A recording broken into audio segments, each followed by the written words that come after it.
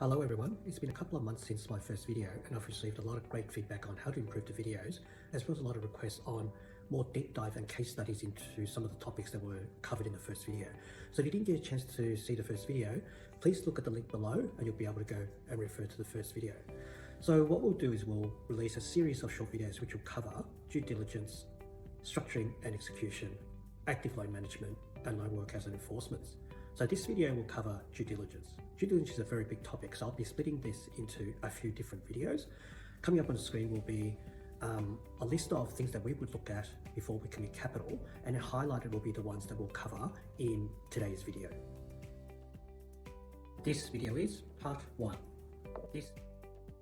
First thing we look at is developer and sponsor profile.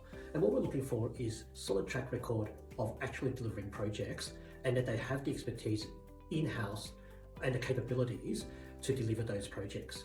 We also like to see that the projects delivered by the developer or sponsor are similar to the loan that they are looking for. So by an example, we've had developers come to us and seek loans for projects which are a lot bigger than what they've delivered before. So for example, we had a client in Sydney who had been delivering townhouses of probably about $30 million GRV.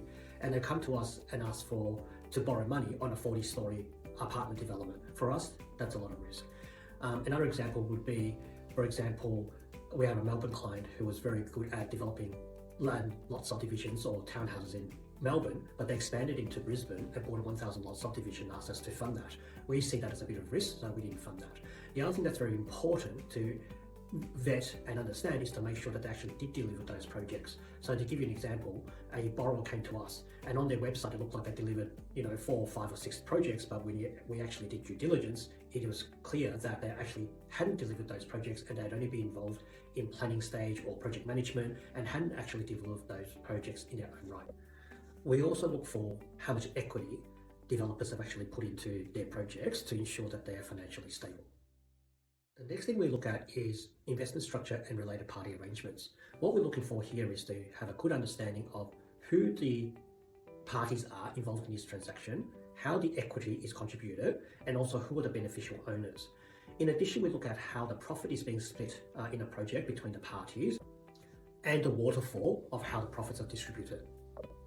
These arrangements can be covered in a variety of agreements, including things like development agreements, development management agreements, and JV agreements or investor type arrangements. We also want to understand the step-in rights or takeover rights if something goes wrong in the projects and who we end up dealing with.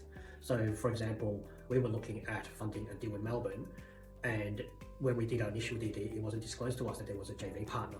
During our due diligence process, we saw that there was a JV partner and the JV agreements were very onerous and favourable to the JV partner, and we saw that as a huge risk, and so we didn't fund the project.